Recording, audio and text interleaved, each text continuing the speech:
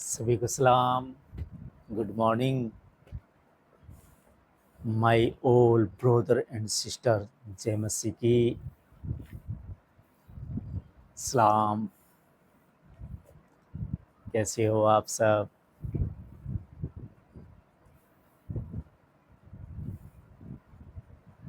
परमेश्वर का वचन सुनने के लिए आप रेडी हो? क्योंकि जब उसका वचन जो उसका बेटा या बेटी होता है उसके कान तक पहुंचते ही कानों के पर्दे ओपन हो जाते हैं, खुल जाते हैं और उसके हृदय में वास कर जाते हैं और उसके हृदय में वो वचन काम करने लग जाते हैं। कल बात हुई थी धन्यवाद के बारे में। धन्यवाद धन्यवाद धन्यवाद धन्यवाद धन्यवाद धन्यवाद हम उठते बैठते करेंगे परमेश्वर का पिता का, तो एक जंजीर बन जाएगी, एक चेन बन जाएगी और वो चेन परमेश्वर तक पहुंच जाएगी। बोलो हालेलुया। हम एक बार धन्यवाद दे के और एक दिन धन्यवाद दे के छोड़ देते हैं तो उससे क्या होता है, वो परमेश्वर तक नहीं पहुंचे। परमेश्वर तक अगर हमें पहुंचाना है धन्यवाद को, तो हमें एनी टाइम धन्यवाद धन्यवाद धन्यवाद धन्यवाद धन्यवाद धन्यवाद धन्यवाद। तो हम हमारे 10 साल भी लगते हैं, 5 साल भी लग सकते हैं और 2 दिन भी लग सकते हैं और 1 दिन भी लग सकता है। कोई पता नहीं है। आपका हृदय आपके मन की भावना और विचारों को वो जांचता है। जब आपके मन में एक सच्चे विचार उत्पन्न होंगे परमेश्वर के लिए धन्यवाद धन्यवाद धन्यवाद, दिल से अगर धन्यवाद पहुंचा, संसार की कोई बातें आपके नज़दीक नहीं आई और दिल से अगर धन्यवाद दिया, तो एक दिन में ही वो जंजीर जो है वो बन जाएगी, वो चेन बन जाएगी, वो सांकल बन जाएगी और वो परमेश्वर के हाथ में आ जाएगी। तो वहाँ पर क्या होगा, आपका कनेक्शन जो है कि परमेश्वर के साथ जुड़ जाएगा। जिस किसी का कनेक्शन परमेश्वर के साथ जुड़ जाता है उसके बाद में कोई तोड़ने वाला नहीं होता है और ना ही वह कनेक्शन टूटेगा, क्योंकि हमें ऐसी हिम्मत और ऐसी ताकत फिर परमेश्वर से मिलती रहेगी। क्यों मिलती रहेगी? क्योंकि हमारी जो धन्यवाद की जो चेन है वो परमेश्वर के हाथ में है। और जिस किसी के पास में परमेश्वर की डोर हाथ में हो, फिर हमें क्या चिंता है, क्या डरने की जरूरत है। हमें भय नहीं लगेगा, हमें डर नहीं लगेगा, फिर हमें डर और भय लगेगा नहीं। तो हमें ऐसी चेन जो है कि परमेश्वर के साथ, पिता के साथ, आत्मिक पिता के साथ जोड़नी है। तो आज से चर्चा होएगी भजन संहिता 58 अध्याय पे। देखिए, जब जकई था ना, जकई कोई विश्वासी नहीं था। रोमी साम्राज्य की सरकार थी और चुंगी लेने वाला, टैक्स लेने वाला इंसान था जकई। एक दिन उसके अंदर में ऐसी लालसा होंगी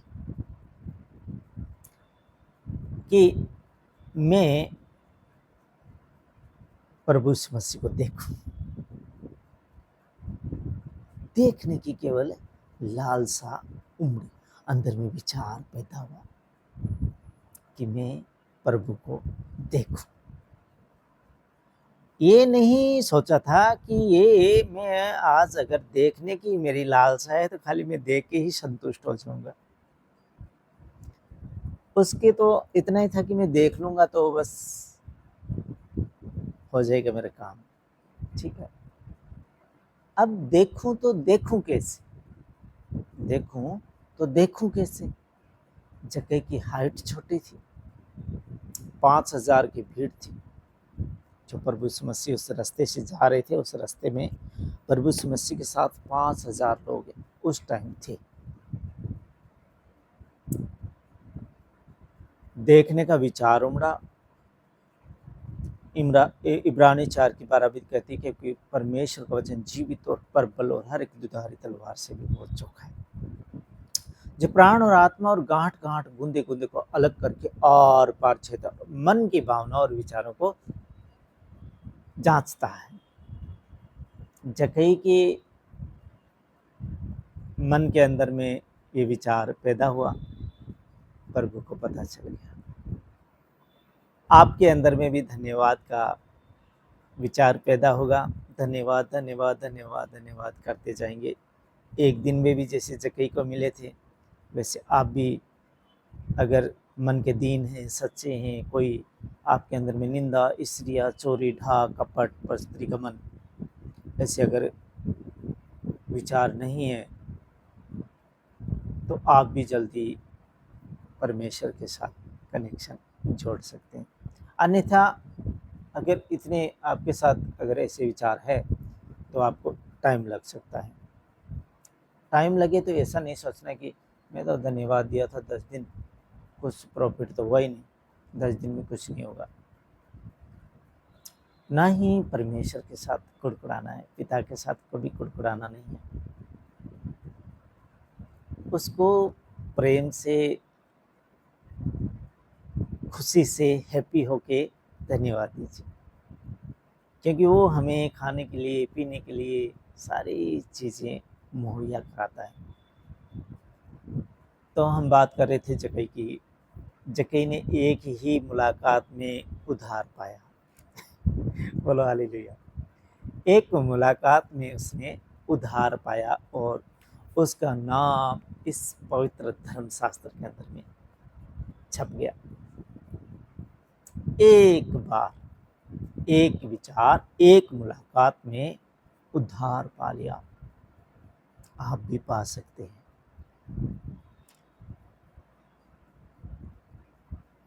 जरूरत है पिता को पुकारने की। अब जक्कई कह रहे, देखूं तो देखूं कैसे, हाइट छोटी है, 5000 की भीड़ है, अगर भीड़ में घुस गया तो भीड़ ने दबा दबा कर, बिशप साहब ने कहा, बिशप दरबारा सिंह ने कहा कि दबा दबा के ऐसे ही मार डालना था अगर जक्कई भीड़ के अंदर घुस जाता, क्योंकि हाइट छोटी थी। और एक उसके ऊपर दाग था कि वो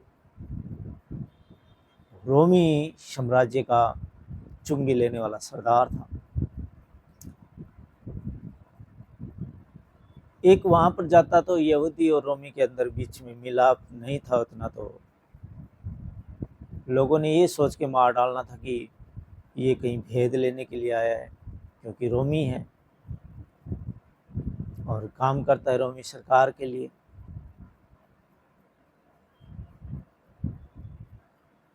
अब जक्कई कहता है, देखूं तो देखूं कैसे। अब जक्कई आगे जाके कि इस रास्ते से प्रभु मसीह आने वाले हैं, और गुल्लर का पेड़ उस रास्ते के ऊपर था। चढ़ गया उस पेड़ के ऊपर कि अब मुझे देखने से कोई रोक नहीं सकता, क्योंकि मैं अब प्रभु को देख लूंगा। और देखने की ही लालसा उमड़ी थी। आगे का उसका कोई प्रोसेस नहीं था कि मैं प्रभु मसीह को मेरे घर में ले जाऊंगा, या उनको मैं खाना खिलाऊंगा, या मेरी संपत्ति को मैं ऐसे ऐसे करके बांट दूंगा, प्रभु मसीह से ऐसा कहूँगा, बात करूँगा। ऐसे कोई विचार उसके अंदर में नहीं था। आप तो केवल खुदा के साथ रिश्ते जोड़िए, पिता के साथ रिश्ते जोड़िए, उसके बाद में तो काम परमेश्वर का है कि मैं इसके साथ क्या करूं।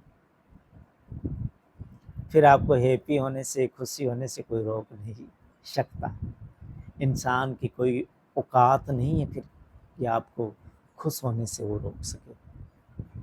परमेश्वर का वचन कहता है कि अगर तुम सारे जगत को हासिल कर लो, सारे जगत के ऊपर में राज कर लो, सारे जगत का आप प्रधानमंत्री बन जाओ, सारे जगत का आप राष्ट्रपति बन जाओ, सारा जगत आपका कहना माने, सारे जगत को आपने पा लिया, लेकिन अगर आपने आत्मा को खो दिया तो कोई प्रॉफिट नहीं है जगत को पाने के लिए, क्योंकि ये जगत में रहना आपके लिए हमेशा हमेशा के लिए इसका रेजिडेंशन सर्टिफिकेट आपको नहीं मिला और आज तक किसी को नहीं मिला है। जो आया है वो गया है, तो फिर हम व्यर्थ यहाँ पर क्यों मन लगा के बैठे हुए हैं। तो परमेश्वर कहता है अगर सारे जगत को प्राप्त कर लो और अपने प्राण को खो दिया तो कोई प्रॉफिट नहीं है आपको, क्योंकि आपको तो हमेशा हमेशा के लिए नाश होगी, उस नरक के कुंड में आपको ढकेल दिया गया। अब आप तड़पते रहो, क्या फायदा जगत को हासिल करने का। तो हमें व्यर्थ चिंतन इस जगत का करना नहीं चाहिए, बल्कि हमें परमात्मा का धन्यवाद करना चाहिए। बात हो रही है जकई की। आज कोई जकई का विषय नहीं है, ऐसे विषय आ गया है कि आप परमेश्वर के साथ रिश्ता जोड़ के देखिए। गुल्लर के पेड़ के ऊपर चढ़ गई जकई साहब और अब आ रहे हैं प्रभु यीशु मसीह उस रास्ते से। 5000 की भीड़ है, प्रभु यीशु मसीह आगे है, पीछे 5000 लोग आ रहे हैं।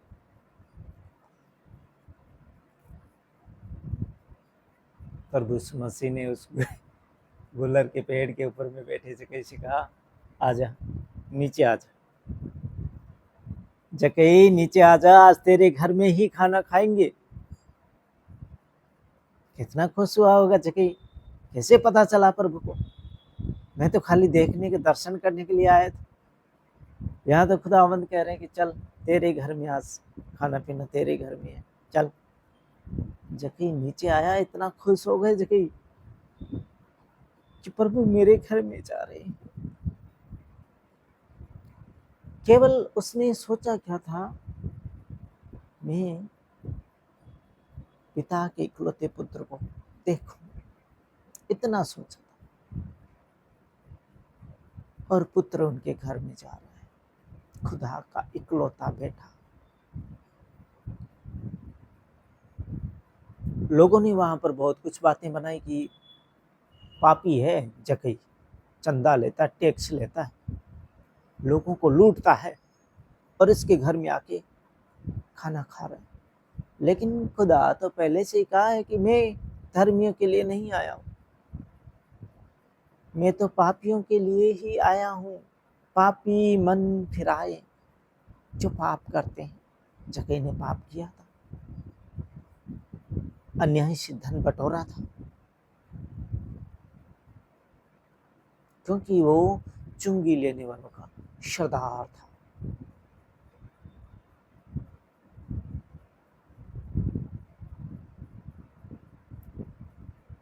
अब जकई खाना खुना खिलाता है प्रभु यीशु मसीह को। तो जकई कहता है मैं मेरी आधी संपत्ति कंगालों को दान करता हूं, मैं मेरी आधी संपत्ति कंगालों को दान करता हूं। ऐलान किया वहां पर जकई ने। और जिसको मैं धोखे से धन किसी से हड़पा है उसका मैं 4 गुना मोड़ देता हूं, 4 गुना ब्याज लगा के 4 गुना उसको मैं मोड़ देता हूं। तब प्रभु यीशु मसीह ने कहा आज इस घर का उद्धार हुआ है, आज इस घर का उद्धार हुआ है। मन बदल गई, जकई का मन बदल गया। जो पैसों का इतना लोभी था, प्यार करता था, पैसों से धोखे से धन बटोरता था, उसने ऐलान कर दिया कि मैंने बटोरा है तो मैं 4 गुना मोड़ देता हूं।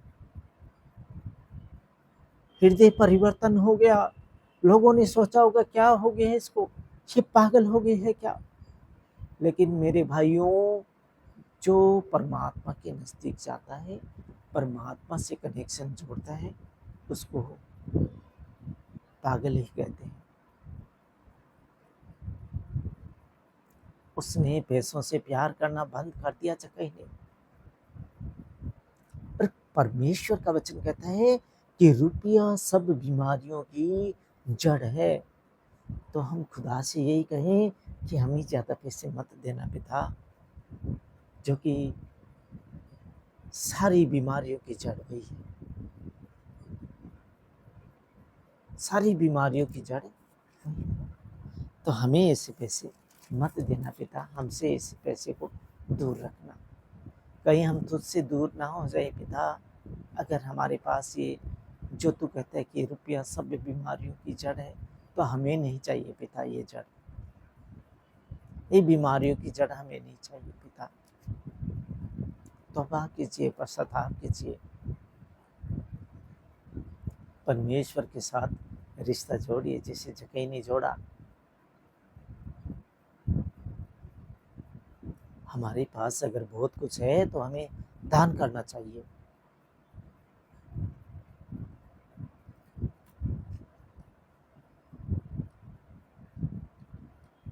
और हम दान करेंगे तो हमें स्वर्ग में मिलेगा, वापस मिल जाएगा, वापस दे देगा। और कितना गुना दे देगा वो हमें खुद पता नहीं है। परमेश्वर कहता है कि जहाँ तेरा धन होगा वहाँ तेरा मन भी होगा। तो परमेश्वर ने कहा है कि दान करो, दान करो। ऐसा दान कर दो कि जिनमें काई नहीं लगेगी। हमारे संसार में अगर पैसे हैं, अगर हम कहीं पे दबा के भूल गए तो उसमें काई लग सकती है, खराब हो सकता है, नष्ट हो सकता है। लेकिन उस खुदा के खजाने में इकट्ठा कर दोगे, कंगालों को दे के, लाई मैंने दे दिया, कंगालों को दान कर दिया, खुदा के खजाने में कबूल फरमाया जाता है। और वहाँ पर आपके एक एक रुपया डॉलर लिखा जाता है कि दीपक ने इतना दान किया और इसका ये ब्याज लगा के और ये इतना पैसा बनता है। वो खराब नहीं होगा। संसार में कमाया, दान करो, ऊपर ले जाओ। कौन कहता है साथ नहीं जाएगा? जाता है। दुआएं दो, साथ जाती है। किसी को शराब मत दो, किसी को अन्याय से पैसा मत बटोरो। तो आज है भजन संहिता 58 अध्याय, और 58 अध्याय ये कहता है दुष्ट को दंडित करने की प्रार्थना। दुष्ट को दंडित, दुष्ट को दंड दिलाने की प्रार्थना, सजाएं दिलाने की प्रार्थना परमेश्वर से। कैसे हम जो हमारे ऊपर में अनर्थ करता है उसको कैसे सजा दिलाए, वो दिलाइए आप भजन संहिता 58 को पढ़ के। आपको कोई खराब सोच कर सजा नहीं देनी है। आपको जो सता रहे हैं उसके लिए आप प्रार्थना कीजिए परमेश्वर के आगे, और वो है भजन संहिता 58 अध्याय। यहाँ पर ऐसा लिखा है, हे मनुष्यों क्या तुम सचमुच धर्म की बात बोलते हो? हे मनुष्यों क्या सचमुच तुम धर्म की बात बोलते हो? हे मनुष्य वंशियों क्या तुम सिद्धाई से न्याय करते हो? क्या तुम सिद्धाई से न्याय करते हो? सीधे मन से न्याय करते हो? हे मनुष्य वासियों क्या तुम सिद्धाई से न्याय करते हो? नहीं, तुम मन ही मन में कुटिल काम करते हो। नहीं करते तुम सिद्धाई से न्याय, तुम मन ही मन में कुटिल काम करते हो। तुम देश भर में उपद्रव करते जाते हो, तुम देश भर में उपद्रव मचाते हो, तांडव मचाते हो। देखते हैं ना हम, तोड़ फोड़, सरकारी संपत्ति को नुकसान पहुंचाना। तुम देश भर में उपद्रव करते जाते हो, तुम देश भर में उपद्रव तांडव मचाते जाते हो। दुष्ट लोग जन्मते ही पराये हो जाते हैं। दुष्ट लोग जन्मते ही पराये हो जाते हैं। हमें पराये होना नहीं है, हमें दुष्ट बनना नहीं है, हमें परमेश्वर का अपना मानना है ताकि हम पराये ना रहे। हमारा एक पिता है। दुष्ट लोग जन्मते ही पराये हो जाते, जन्मते ही पराये हो जाते हैं। वे पेट से निकलते ही झूठ बोलते हुए भटक जाते हैं। वे पेट से ही झूठ बोलते हुए, पेट से निकलते ही झूठ बोलते हुए भटक जाते हैं, नहीं ढूंढ पाते, पिता को ना ढूंढते, भटकते जाते हैं। और आज हम देखते हैं भटके हुए लोगों को तो आंख में आंसू आ जाते हैं कि क्या बनेगा हमारे देश का।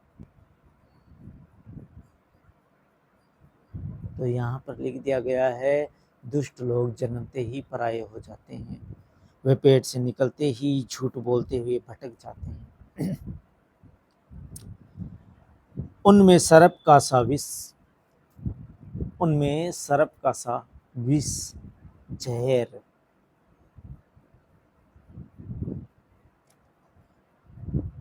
वे उस नाग के समान है जो सुनना नहीं चाहते।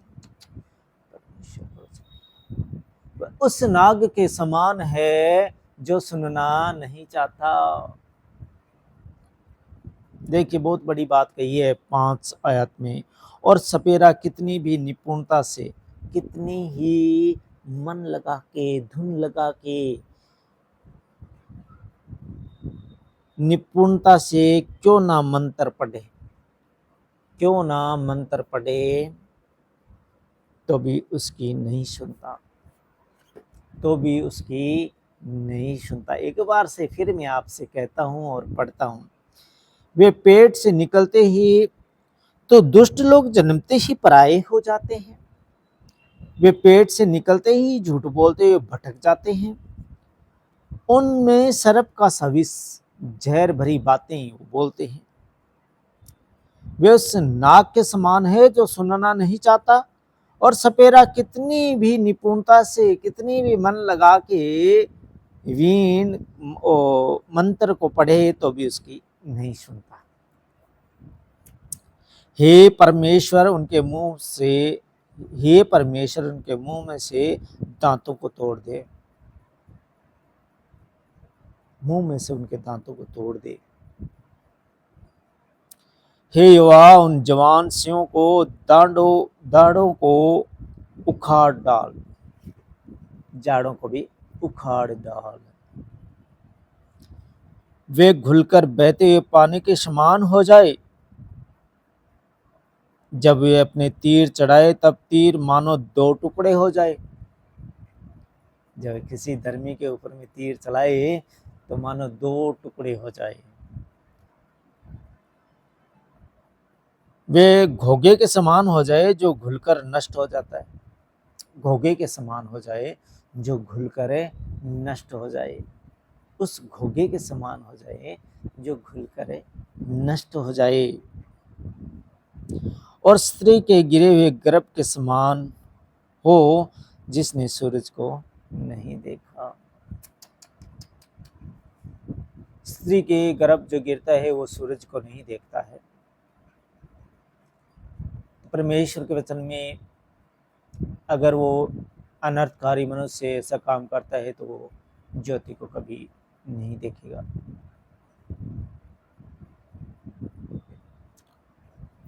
वे घोगे के समान हो जाए जो घुलकर नष्ट हो जाता है, और स्त्री के गिरे हुए गर्भ के समान हो जिसने सूरज को देखा ही नहीं। कितनी बड़ी सजा है। तो हमें ऐसी सजाओं से बचना चाहिए। सूरज को देखा ही नहीं, इससे पहले कि तुम्हारी हांडियों में कांटों की आंच लगे, इससे पहले कि तुम्हारी हांडियों में कांटों की आंच, आग, धधकती हुई आग लगे, कांटों की तुम्हारी हांडियों में। मेरे ख्याल से हांडी शरीर को ही कहा है, क्योंकि मिट्टी का एक बर्तन है।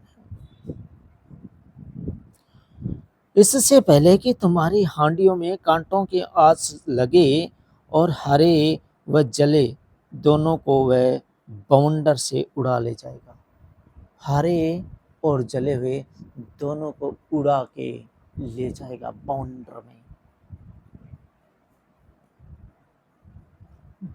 बवंडर से उड़ा ले जाएगा। धर्मी ऐसा पलटा देख कर आनंदित होगा। धर्मी परमेश्वर से डरने वाला आनंदित होगा। वहां पर वो आनंद कौन भेजेगा? वो आनंद परमेश्वर भेजेगा, पिता भेजेगा।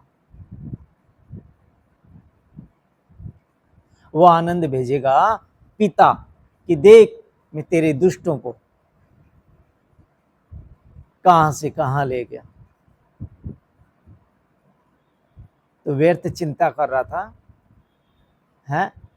देख तेरी नहीं सुनी ना, तेरी नहीं सुनी तो खत्म कहानी। जला हुआ भी हरा हुआ भी एक साथ बाउंडर में उड़ गए, पता ही नहीं चला। दोनों को वह बाउंडर से उड़ा ले जाएगा। धर्मी ऐसा पलटाता देख कर आनंदित होगा। वह अपने पांव दुष्ट के लहू में धोएगा। वह अपने पांव को दुष्ट के लहू में धोएगा। तब मनुष्य कहने लगेंगे निश्चय धर्मी के लिए फल है। तब जो मनुष्य कहने लगेंगे कि निश्चय ही सचमुच जो धर्म का काम करता है उसके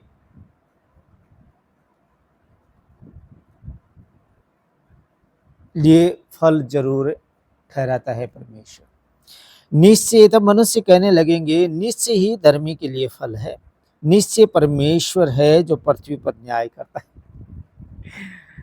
अब तो मानो निश्चय परमेश्वर है जो पृथ्वी पर न्याय करता है। कहते हो ना, इन्हें कितने ही बुरे सी के काम थे, सजा तो मिलनी सी की। परमेश्वर ते करते है, परमेश्वर ते करे देर है अंधेर नहीं है। तो देर जरूर लगती है लेकिन अंधेर नहीं होती। ये नहीं है कि वो जो भी करता जाए उसकी मर्जी है, जो भी करता जाए उसकी मर्जी है, उसको कोई रोकने वाला नहीं, कोई टोकने वाला नहीं। ऐसा नहीं होता है। परमेश्वर का जिस दिन दूत आ गया उस दिन बाउंडर के समान उड़ा के ले जाता है। और उसमें जो धर्म के काम करने वाले लोग वो वहाँ पर आनंदित होते हैं। वो आनंद कहाँ से आता है? वो परमेश्वर वो आनंद को भेजता है। और फिर मनुष्य कहते हैं कि निश्चय ही धर्मी के लिए फल है। निश्चय ही धर्मी के लिए फल है।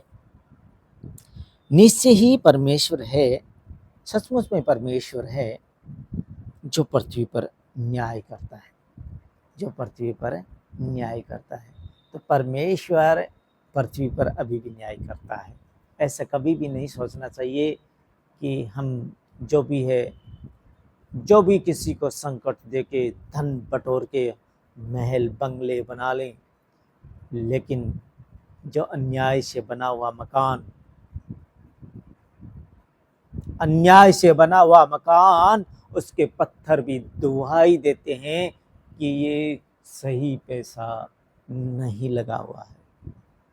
तो हमें ऐसी बिल्डिंगें खड़ी करनी नहीं है जिसका पत्थर ये कहे कि ये सही पैसा नहीं है। पत्थर, जिस पत्थर से बना हुआ है वो पत्थर दुआई देता है कि मैं गलत हूँ, यहाँ पर मुझे यहाँ पर लगाया गया लेकिन मैं इसका नहीं था, किसी और का था।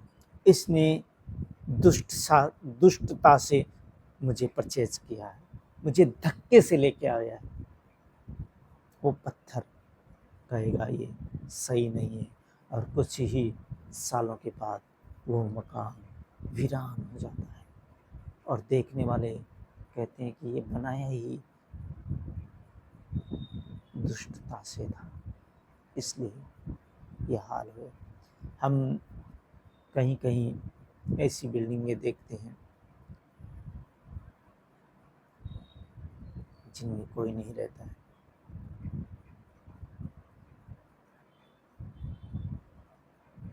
जिनकी खिड़कियां लगी ही नहीं।